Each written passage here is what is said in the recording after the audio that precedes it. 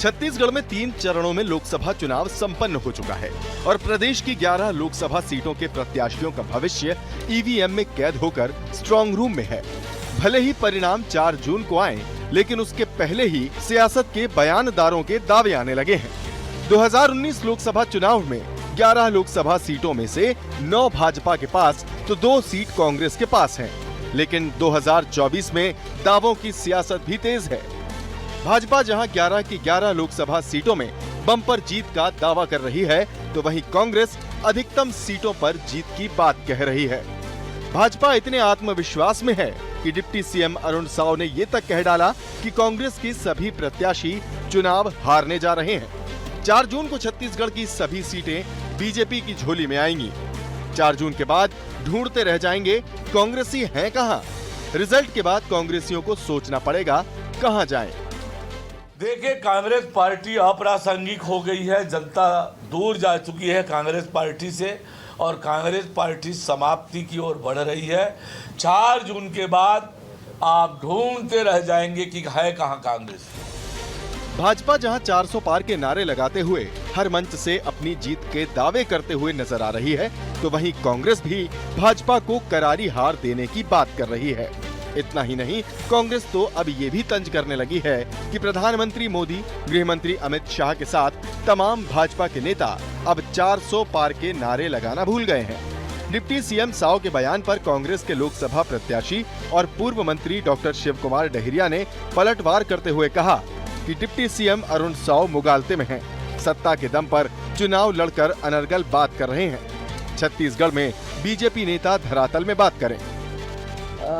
आदरणीय हमारे अरुण साव जी मुगालते में हैं और सत्ता के दम पे चुनाव लड़ने वाले लोग इस तरह का नरगल बातें करते हैं तो वो शोभा नहीं देता। लोकसभा का चुनाव उसके विपरीत हुआ है और इस बार हमारी अधिकांश सीटें कांग्रेस पार्टी जीत के आएगी। लोकसभा चुनाव में बिखरती कांग्रेस का दुख किसी से छुपा नहीं है।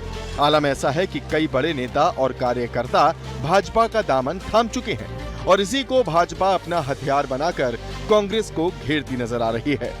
लेकिन क्या भाजपा का दावा होगा पूरा या कांग्रेस का दिखेगा जोर, ये तो 4 जून को ही पता चलेगा।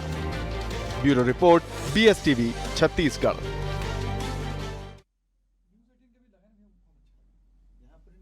नमस्कार, जवाब तो देना होगा। मैं आप सभी का स्वागत है। मैं हूं डॉक्टर अवधेश मिश्रा। छत्तीसगढ़ की सियासत में लोकसभा चुनाव के बाद अब इंतजार 4 जून का किया जा रहा है कि लोकसभा के परिणाम क्या होंगे। लेकिन उससे पहले नेताओं के बयानबाजियां और नेताओं के दावे और वादे बताने के लिए काफी है कि 4 जून के बाद कौन सी पार्टी गुम हो जाएगी, इस पे सियासी गलियारों में बखेड़ा शुरू हो चुका है। दरअसल डिप्टी सीएम अरुण साव ने कह दिया है कि 4 जून के बाद कांग्रेस कहां जाएगी वो ढूंढते रह जाएंगे और ढूंढने के भी कांग्रेस नहीं मिलेगी। उस पर बीजेपी कांग्रेस ने पलटवार कर दिया। कह दिया कांग्रेस की ओर से डॉक्टर शिव कुमार डहरिया ने, जो मंत्री रह चुके हैं और अभी जांजगीर के प्रत्याशी है, कि सत्ता के दुरुपयोग से चुनाव लड़ने वाली पार्टी इस तरह से बातें करती है। आज इसी विषय पर चर्चा करेंगे। 3 बेहद ही खास मेहमान हमारे साथ जुड़े। पहले मेहमानों का तारुफ आपसे करा देता हूं। बीजेपी की ओर से सुनील चौधरी जी है, युवा नेता है, प्रवक्ता है। सुनील जी, आपका बहुत स्वागत है। कांग्रेस की ओर से अजय गंगवानी जी है, युवा नेता है, प्रवक्ता है। अजय जी, आपका भी स्वागत है। बतौर राजनीतिक विश्लेषक वरिष्ठ पत्रकार अनिरुद्ध दुबे भी हमारे साथ है। अविभाजित मध्य प्रदेश से लेकर छत्तीसगढ़ की सियासत पर इनकी पैनी नजर होती है। अनिरुद्ध जी, आपका भी स्वागत है। सुनील जी, मेरा सवाल पहला आपसे है। विश्वास और आत्मविश्वास और अति आत्मविश्वास, बहुत महीन सा फर्क है। कांग्रेसी कहां जाएंगे, आप ढूंढते रह जाएंगे, इसे विश्वास माने, आत्मविश्वास माने या अति आत्मविश्वास माने? सुनील जी। देखिए, ये आत्मबल है हमारा। आत्मबल जो होता है ना, उसके आधार पर आदमी दुनिया बदल सकता है और उसका परिणाम भाजपा के कार्यकर्ताओं ने 2023 के विधानसभा में दिखाया। उसके बाद लगातार आप देखेंगे 10 साल से माननीय नरेंद्र मोदी जी प्रधानमंत्री हैं। ये आत्मबल के आधार पर तो है। हम जो काम करते हैं, हमने जो शुरू से कहा, जिस विचारधारा को लेकर के भारतीय जनता पार्टी का निर्माण हुआ, जनसंघ से लेकर के भारतीय जनता पार्टी तक, तो वो हमारा आत्मबल ही धारा 370 के लिए हम लड़ते रहे। हर बार कहते रहे कि धारा 370 समाप्त करना है, एक देश में एक जैसा संविधान लागू होना चाहिए, तो लड़ते रहे और उसको करके दिखाया। भगवान श्री राम के मंदिर के निर्माण के विषय में लगातार भारतीय जनता पार्टी कहती रही और हम अपने घोषणा पत्र में लाते रहे, वो हमने करके दिखाया। लगातार हम जिन बातों को करते आए हैं वो आत्मबल ही होता है। अब अति आत्मविश्वास जो होगा, या आप ये कहिए कि कांग्रेस क्या सोच रही है वो समझे। हम तो ये कह रहे हैं कि कांग्रेस की स्थिति आज क्या है, विपक्ष के लायक आप हो नहीं। और अभी इस चुनाव में राहुल गांधी जी के उम्र की जितनी उम्र है, उस उम्र के बराबर भी कांग्रेस सीटें लेकर के नहीं आ पाएगी। ये मानिए, देश की जनता का मूड जो है वो नरेंद्र मोदी जी और भारतीय जनता पार्टी के पक्ष में है। ठीक है, मैं जवाब ले लेता हूं। अजय जी बैठे हुए बड़े जिम्मेदारी के साथ बातों को रखते हैं। अजय जी, कांग्रेस पार्टी देश की सबसे पुरानी पार्टी, अनिरुद्ध जी आप भी ध्यान दीजिएगा, कहीं गलत हो तो टोक दीजिएगा। कांग्रेस पार्टी देश की सबसे पुरानी पार्टी, क्यों ऐसी स्थिति बन गई कि इस लोकसभा चुनाव परिणाम के बाद बीजेपी दावा कर रही है कि आप लोग कहां रहेंगे, आपको ढूंढना पड़ेगा? देखिए अवधेश जी, आपने बहुत अच्छा प्रश्न मेरे मित्र से पूछा कि भैया ये आपका आत्मविश्वास है कि अति आत्मविश्वास है। मैं स्पष्ट रूप से आपके चैनल पे कह रहा हूं, ये अतिशयोक्ति है, मुंगेरी लाल के हसीन सपने हैं। ये पहले भी मिशन 65 की बात 2018 में यहाँ करते रहे और 15 सीट तक पहुंचे।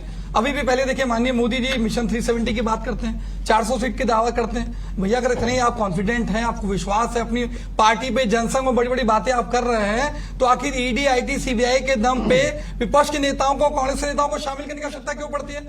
136, मैं स्पष्ट रूप से कह रहा हूं, 136 से ज्यादा लोगों को आपको बाहर से पार्टी से इंपोर्ट करके सांसद की टिकट देनी पड़ती है।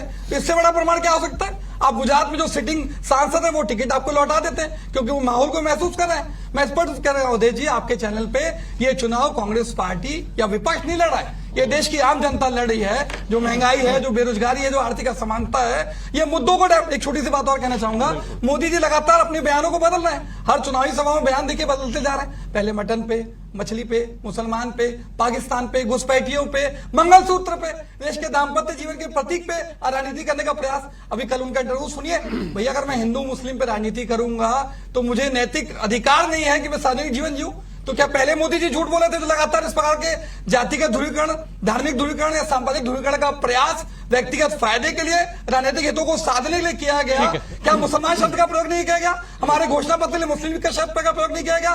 कभी 80-20, कभी हलाल और झटके की बात करते हैं, कभी आप लगातार इस प्रकार के बयान देते हैं। आप हमारे प्रधानमंत्री के बयान को तोड़ मोड़कर मुस्लिम से जोड़ने का प्रयास करते हैं। आप गुजरात के दंगों को आप जस्टिफाई करते हैं। अजय जी, मैं आ रहा हूं, थोड़ा सा धैर्य रखिए, पहला ही सवाल है। अब सारी बातें एक ही बार में कह देंगे तो फिर आगे क्या कहेंगे? मैं अनिरुद्ध जी का रुख कर लेता हूं। आप ज्ञानी प्रवक्ता है, मैं मानता हूं इस बात को।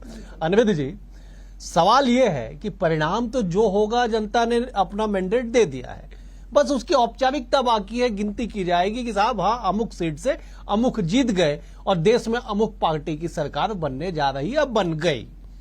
इन तमाम चीजों के बाद विपक्ष, चाहे कोई भी हो, विपक्ष को क्या इतना कमजोर माना जाएगा कि उसे ढूंढना पड़ेगा विपक्ष को? अनिरुद्ध जी, आपने डिबेट की शुरुआत उप मुख्यमंत्री अरुण साव जी ने जो कहा कि कांग्रेस गुम हो जाएगी परिणाम आने के बाद, वहां से शुरू किया।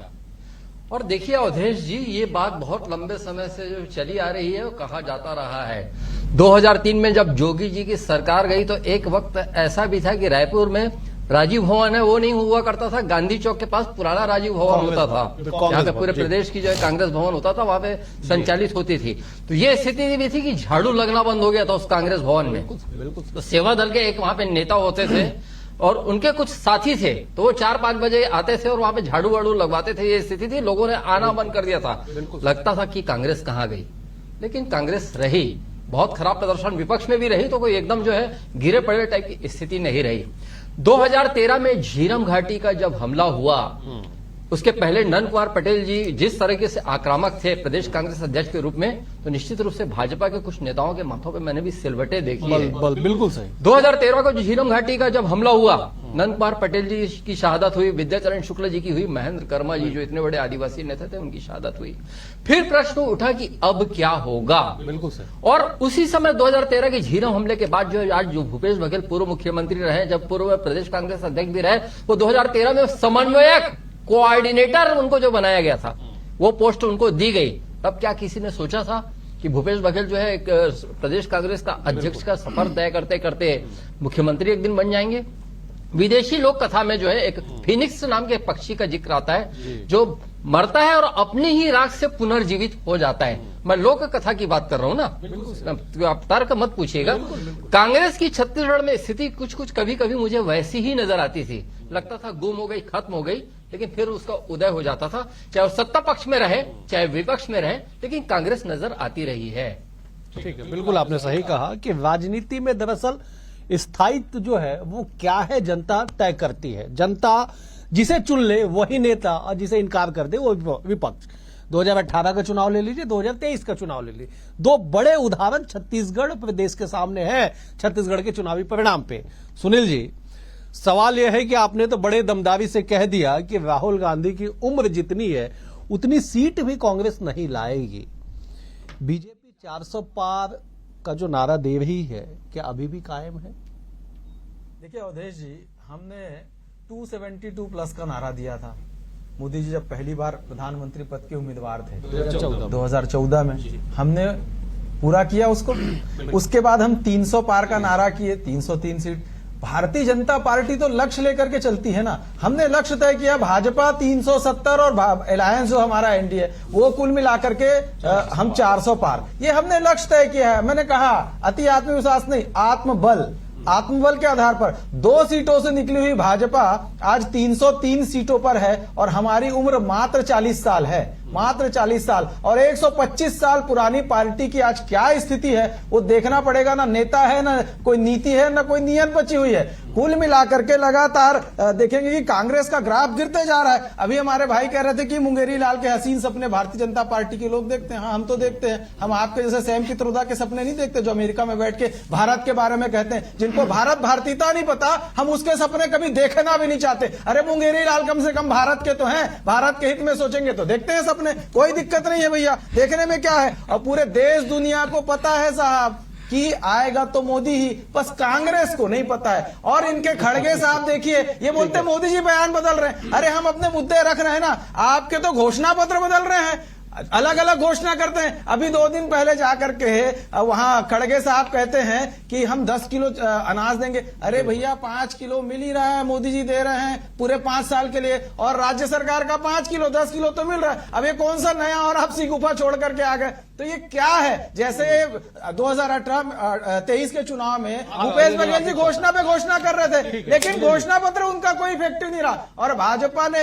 एक बार मोदी की गारंटी लाया, कांग्रेस चारों खाने चित। देश के अंदर में यही होने वाला है। मोदी की गारंटी पर चुनाव है, मोदी जी के नेतृत्व पर चुनाव है, भाजपा के आत्मबल पर चुनाव है, चारों खाने चित है कांग्रेस। ठीक है सुनील जी, मैं आ रहा आपके पास। अजय जी जवाब दे देंगे। अजय जी, अभी भी बीजेपी इस बात पे स्टैंड है कि 4 जून के बाद कांग्रेस गुम हो जाएगी सियासत से।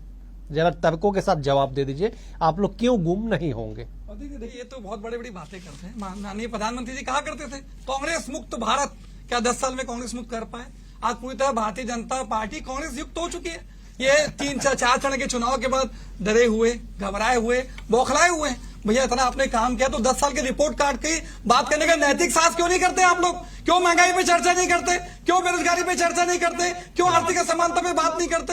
देश के किसान के आप 27 रुपए करेंगे, देश के पूंजीपति आपके मित्रों क्या है 1600 करोड़ प्रतिदिन, उस पर क्यों नहीं चर्चा करते?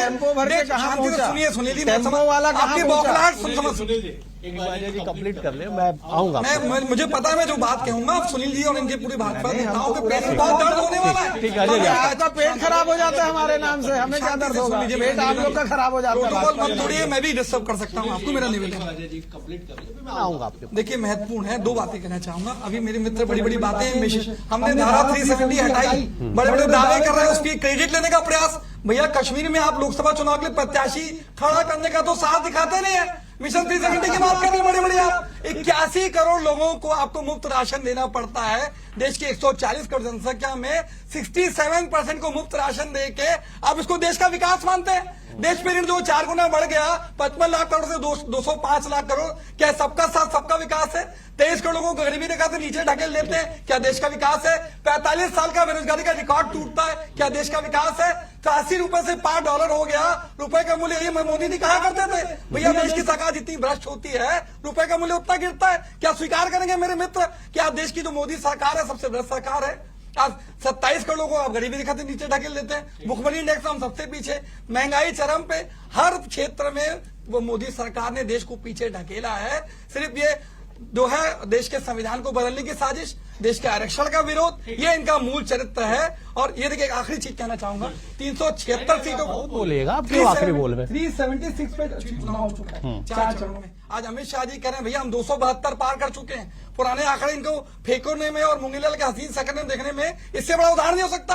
आप पिछले अगर चुनाव के आंकड़े की बात करेंगे 2019 में अजय जी मैं 376 में 230 अजय जी मैं आ रहा हूँ। मैं उन आंकड़ों के जिक्र के साथ आपके पास आऊंगा कि आप लोग आंकड़े क्यों नहीं कोट कर रहे। इस सवाल के साथ मैं आऊंगा, अनविद जी का रुख कर लेता हूं। अनविद जी, दोनों ही दलों के अपने वादे हैं, अपने दावे हैं कि साहब हम तो सरकार बना ही रहे, 4 जून के बाद हम गुम नहीं होने वाले, हम सत्ता में बैठेंगे। कितने इन दावों में कितनी आपको सच्चाई दिखती है और जनता जनार्दन कहां है? देखिए क्या है कि आज का जो राजनीतिक परिदृश्य है ना अवधेश जी, 70 के और 80 के दशक में आर्ट फिल्मों का दौर था, कला फिल्मों का दौर था और बेहतरीन आर्ट फिल्में बनी, कला फिल्में बनी। लेकिन होता यह था कि आर्ट और कला फिल्म जो है अखबारों में तो बहुत सराही जाती थी, बड़ी बड़ी समीक्षाएं, बड़े बड़े विचार, बड़ी बड़ी गोष्ठियां, लेकिन यह है कि लागत निकलना भी उनका मुश्किल हो जाता था। थिएटर में नहीं चल जो थिएटर में नहीं चल पाती थी, जो ज्ञानवर्धक थी। लेकिन उसी दौर में जो है अमिताभ बच्चन और गोविंदा की मसाला फिल्में, जिसमें कहीं कोई जो मतलब जिसका कहीं कोई वो वजूद नहीं होता था, उसमें पब्लिक टूट पड़ती थी।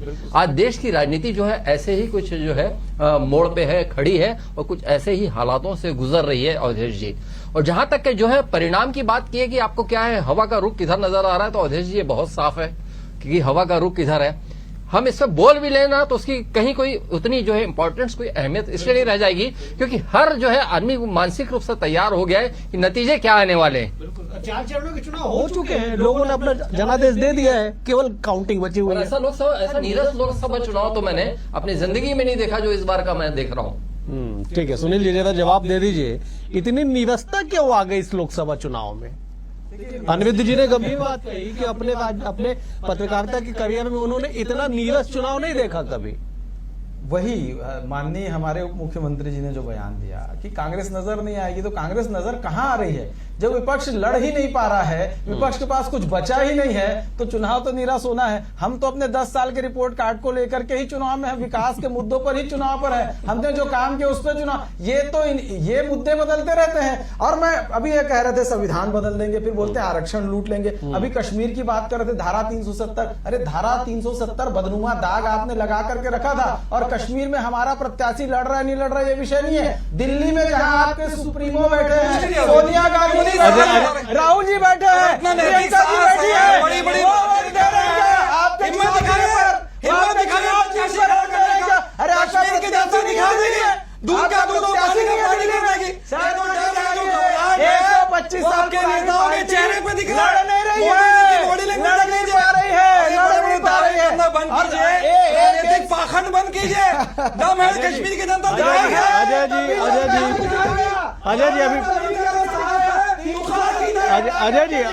अजय जी अभी सुनील जी मैं आपके बस मैं एक छोटी सी टिप्पणी कर देता हूं। साहब देखिए, अभी डिबेट में बहुत वक्त बचा हुआ है, आप ऐसा अगर करेंगे तो कैसे बातें आएंगी? आप दोनों सीनियर लीडर हैं, आप दोनों गंभीर नेता हैं, दोनों बुद्धिमान विद्वान प्रवक्ता है, आप लोग अपने अपनी बारे में कहिए ना। देखिए, दोनों विषय गंभीर है कि कश्मीर में बीजेपी का ना लड़ना और दिल्ली में कांग्रेस का ना लड़ना, ये दोनों गंभीर विषय है। आप गंभीरता से अपनी अपनी बातों को करिए। सुनील जी आप पहले बोलिए। मैं एक महत्वपूर्ण विषय पर और ध्यान आकृष्ट करा दूं। संविधान की बात करते हैं। संविधान की हत्या यदि इस देश में किसी ने की है, संवैधानिक प्रावधानों की हत्या किसी ने इस देश में की है, तो वो कांग्रेस पार्टी है। आपातकाल किसने लगाया? और न्यायालय में चुनौती नहीं दी जा सकती। 42वां संविधान संशोधन किए आप, किए कि नहीं किए? धर्मनिरपेक्षता शब्द को हटाए कि 38वां संविधान संशोधन में आप आपातकाल के विषय में न्यायालय में कहीं नहीं जा सकते, और 42वें में आपने धर्मनिरपेक्षता शब्द जोड़ दिया। और बताता हूं, चलिए, ये सब तो इनके जो शहजादे हैं, माननीय डॉक्टर मनमोहन सिंह जी की कैबिनेट के फैसले को ऐसे फाड़े थे मंच पर आकर के, ऐसे फाड़े थे। अरे वो संवैधानिक मामला होता है, कैबिनेट जो है वो संविधान से चलती इस देश के, और उसका मखौल उड़ाने वाले आज संविधान की बात करते हैं। किस मुंह से संविधान की बात करते हैं? और आरक्षण के विषय पर मैं इनसे पूछना चाहता हूं, भैया कर्नाटक में कैसे आरक्षण दे रहे हो धर्म के आधार पर, कैसे दे रहे हो जरा बता दो। एक छोटा सा निवेदन मेरा जोड़ लीजिएगा कि राष्ट्रीय स्तर के नेताओं पे जो टिप्पणियां की जा रही है व्यक्तिगत तौर पे हम डिबेट में ना करें तो शायद अच्छा है, क्योंकि आप बोलेंगे अजय जी के पास भी 100 मुद्दे हैं, वो भी बोलेंगे। मेरा निवेदन है अजय जी, व्यक्तिगत नहीं कहा, बिल्कुल मैंने तो कहा कि क्यों फाड़ा गया, अपने शहजादे शब्द का इस्तेमाल किया, मैंने कहा क्यों फाड़ा गया। ठीक है क्यों अजय फाड़ा गया भाई? जी, अजय जी अब आप जरा गंभीरता से जवाब दे दीजिए इस पे। देखिए, ये कहने की भाजपा का चरित्र है राजनीतिक शुचिता और एक सभ्य भाषा का प्रयोग करना, ये कई बार आप खो देते। मैं इस प्रकार की भाषा का समर्थन नहीं करूंगा, लेकिन महत्वपूर्ण बात है, अगर मैं बयान की बात कर रहे हैं तो संविधान बदलने की बात आपके वरिष्ठ नेताओं का बयान है। आप अनंत हेगड़े आपके सांसद का बयान सुन लीजिए, हम 400 सीट लाएंगे, हम देश के संविधान को बदलेंगे। आपकी ज्योति मिर्घा का बयान सुन लीजिए, वो स्पष्ट रूप से कह रही है भैया हम 400 सीट लाएंगे, देश के संविधान को बदलेंगे। आपके अरुण गोविल जो आपके प्रत्याशी है वो स्पष्ट रूप से कह रहे हैं कि आरक्षण की समीक्षा करने की आवश्यकता है। बिहार के चुनाव के समय अजय जी एक छोटा सा, अजय जी एक छोटा सा, अजय जी एक छोटा सा, अरुण गोविल बीजेपी में क्या है, ज्योति मिर्घा बीजेपी में क्या है, और अनंत हेगड़े ये बीजेपी में क्या है? एक छोटा सा गंभीर मेरा एक सवाल है जी। इसको नेता नहीं मानती भाजपा के? अगर कोई भाजपा का जो सांसद का चुनाव लड़ रहा है, अगर वो कोई बयान दे रहा है या पहले सांसद रहा है तो उसका बयान नहीं मानेंगे? सुनील जी मैं आ रहा हूँ, पहले एक बार अनिरुद्ध जी का रुख करूंगा। अनिरुद्ध जी, नेताओं के बयान राजनीति में न केवल चुनावी मुद्दे बनते हैं बल्कि परिणाम को भी प्रभावित करते हैं। बावजूद इस बात को जानते हुए क्यों ऐसी बयानबाजियां की जाती है जिससे पूरा चुनाव जो है वो दूसरे तरफ शिफ्ट हो जाता है, दूसरे तरफ केंद्रित हो जाता है? अनिरुद्ध जी देखिए, आप तो बोलने की बात कर रहे हैं कि जो बोला जाता है और जिसमें कहीं कुछ बात इधर की उधर होती है तो चीजें प्रभावित हो जाती है। लेकिन एक चीज है अवधेश जी कि जो होता हुआ दिखता है वो चीजें और ज्यादा प्रभावित कर जाती है। बिल्कुल। हालांकि आपने इसके लिए जो चौधरी भाई को आपने टोका, जो उन्होंने उदाहरण दिया कि जो राहुल गांधी जो उन्हीं के प्रधानमंत्री मनमोहन सिंह जी की जिस पर मुहर लगी थी उस दस्तावेज को फाड़ा, और जिसको आपने फाड़ा उसको टीवी के माध्यम से दुनिया ने देखा। आप एक राष्ट्रीय पार्टी के इतने बड़े नेता हैं, जब वहां पे लोकसभा में आप प्रवेश करते हैं तो आप नरेंद्र मोदी जी जहां पे बैठे हैं प्रधानमंत्री, उनके जाकर आप गले लगते हैं, एक आत्मीयता का परिचय देते हैं, बहुत ही खूबसूरत तस्वीर उभरती है। अनिरुद्ध जी मैं बस 10 सेकंड, दरअसल उसे बीजेपी ने कहा कि वो गले लगना नहीं गले पड़ना जैसी स्थिति थी।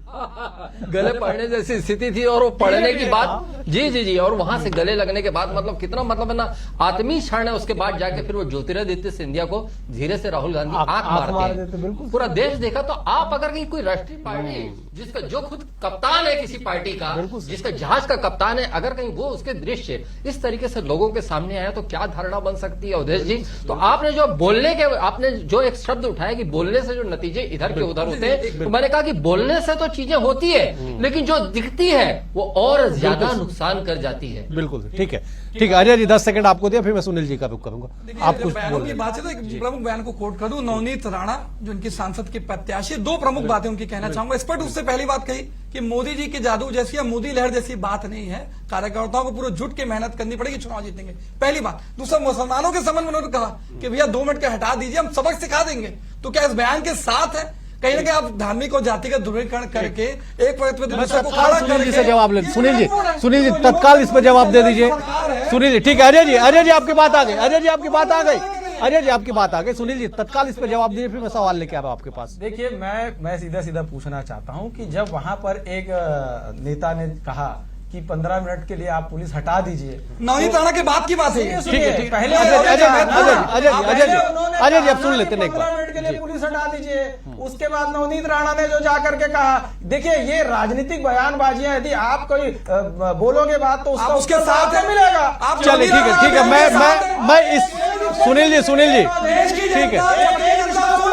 ठीक है, सुनील जी, अजय जी ये जानना जरूरी है देश की जनता छतरी देगी जनता ठीक है, को? चलिए, आपके BSC ठीक है, के दर्शक सुने? ठीक है अजय जी, इस सब्जेक्ट को मैं क्लोज करता हूँ। एक फाइनल कमेंट के लिए 10-10 सेकंड आपके पास में आ रहा हूँ। सुनील जी 10 सेकंड, सुनील जी आपको मैं टोटल, सुनील जी अजय जी मैं मुझे समाप्त करना पड़ेगा। 10 सेकंड में दिया। क्या 4 जून के बाद कोई भी पार्टी राजनीति के प्रतिबिंब से गुम होने वाली है? सुनील जी 10 सेकंड में जवाब दीजिए, मुझे क्लोज करना है। सबसे पहले एक जब मैं दे दूं, आरक्षण पर प्रधानमंत्री का बयान इनको सुनाई नहीं देता, हमारे गृह मंत्री का बयान इनको सुनाई ठीक है, देता। सुनील जी, भाजपा गायब, भाजपा इनको गायब कर देगी, ये तय है। ये जितने इंडी गठबंधन के ठीक लोग है हैं, सुनील जी गायब हो मुझे जाएंगे। समाप्त करना है, समय का अभाव है। आप तीनों मेहमानों का बेहद शुक्रिया। सुनील जी आपका शुक्रिया, अजय जी आपका शुक्रिया, अनिरुद्ध जी आपका भी शुक्रिया। कुल मिला के ये कि कोई भी पार्टी राजनीति से गायब होगी या नहीं, ये फैसला केवल जनता करेगी। और यही वजह है कि जनता को जनार्दन कहा जाता है। और एक फिल्म में डायलॉग भी है कि राजनीति में मुर्दे कभी गाड़े नहीं जाते, क्योंकि कभी भी उसकी उपयोगिता, उसकी आवश्यकता राजनीति में पड़ जाती है। फिलहाल आज के लिए इतना ही। कल एक और विषय के साथ होगी मुलाकात, तब तक के लिए नमस्कार।